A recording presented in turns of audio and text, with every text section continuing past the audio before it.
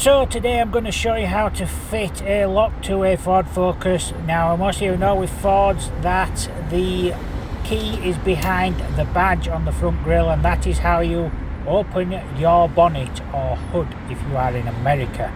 Now, assuming that you've already got the bonnet open, I haven't videoed that bit because I have just bought this car and it came with this key lock to open the latch of the bonnet. Now, the previous owner struggled with it a little bit, said it was a little bit too fiddly for them.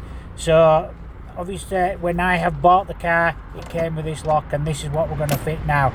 Now, to get inside you have to break the lock anyway, so it usually leaves this little spindle inside the latch, and it takes some getting out, but you need to get it out without damaging the latch too much.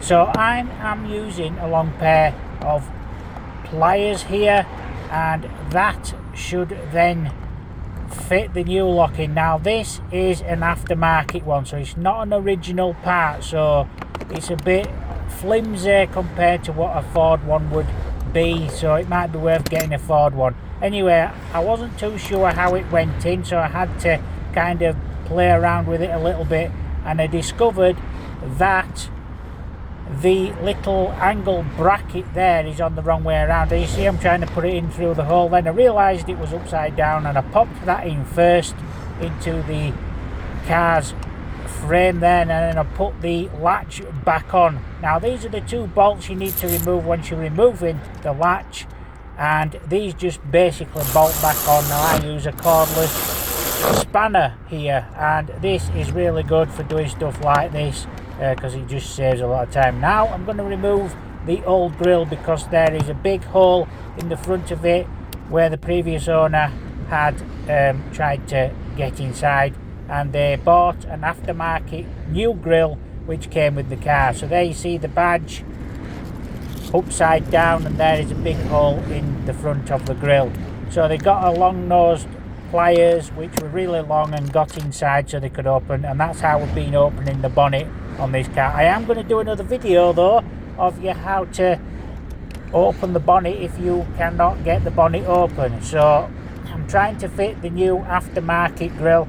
Now they don't always fit right, so I'm fitting the new lock to the grille first, and this lock mechanism comes apart slightly, so it's held on with clips. Like I said, it's not a very good quality one to be honest, but we're going to use it for now because this is all we've got to work with.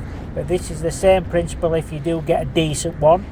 These will work on these cars. So this is the aftermarket grille, and I'm just trying to clip it into place. I did discover that some of the clips were still broken inside the bumper there, so I had to pull them out with some pliers again, and once they were out I managed to get the grille fitted. Just give it a good bang in at each end.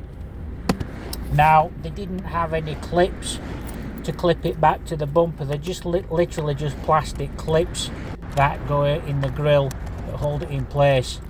And there you see the little shaft that goes through into the lock, and here are some clips. I knew this had come in handy, this little set, can't remember where I got it from, but it has all types of body panel clips for clipping body panels like this back to your car. So I put a few in. Now there should be another piece that goes across the front there that covers up in the front of the bonnet, but I couldn't find it. I'll get in touch with the owner and find out if they've still got it. So but for now this will hold it in place for long enough for the purpose of what we're doing, which is to get the bonnet to open and shut properly. So these just screw in once you've got them put in, and I probably should have put them clips where I'm doing now because I think the other plastic panel is what needs to go on first. So there you go, there's the old grille from the front. It is silver is this grille, so I'm just removing the Ford badge. Now I lost the screw somewhere on the drive, I couldn't find it again, so I just clipped it back on there for now. But that's exactly what it should look like. So the screw's underneath the car somewhere. I'll get it back out later, pop it back in later. So there you go guys, that is what it should look like, and once you've got it in, just make sure you test it and make sure the key's working. There you go, it opens and closes okay. So I'm happy with that for now, and I might upgrade this to a new lock anyway. Right, so there you go, guys. You're still watching the video, right? I got all that lock and everything fitted to the car. Like I said, it's not the best quality lock to use, but it will do the job if you need to. And I thought, you know what? Let's just open the bonnet again, because I was doing a few other bits on the car, like changing the battery and removing the scuttles and everything, and just generally having a good look around it, because I've just bought this car. I'm sat in it now. It's raining outside, so I was going to do this video outside and show you what has happened. Is that shaft that is on the lock, like I said, I did wrap a bit of tape around it because I was a bit worried it might unclip, because it literally just clips on with 2 clips, very flimsy clips. Well, you've probably guessed what's happened.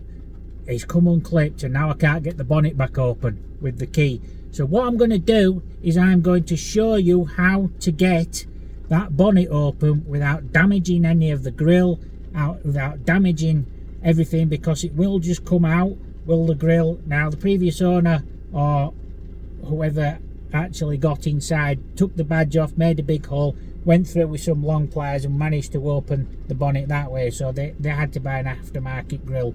They're not expensive, are the aftermarket grills, just so you know that, and these locks are not really that expensive. 25-35 pounds, if that's the total cost of the job, but it will get you out of a hole. The only downside is the keys for the lock are different to the keys for the car, so the actual car key won't work. You'd have to get the lock and the car key again. If you're assuming you've got the same lock, you'd have to get the same fitment and everything and get it all keyed up again. So obviously you've got all that to do. So there you go. So thanks for watching this bit of it, but I will do another video. Please keep watching and look out for that video of me doing the bonnet, because there's an easy hack of doing it. You don't have to make big holes in your grill to do it. You can take the grill out and keep it intact, or at least make it look good from the front. Even if you break the clips off, you can sort that out later. So thanks for watching, guys. Don't forget to keep looking out for this other video as well, because we will get it done and get it sorted and see if we can do something with that lock that's on it to make sure it doesn't happen again. And we'll do that in another video. So thanks for watching, guys. I'll see you in that video very soon. Thanks for watching.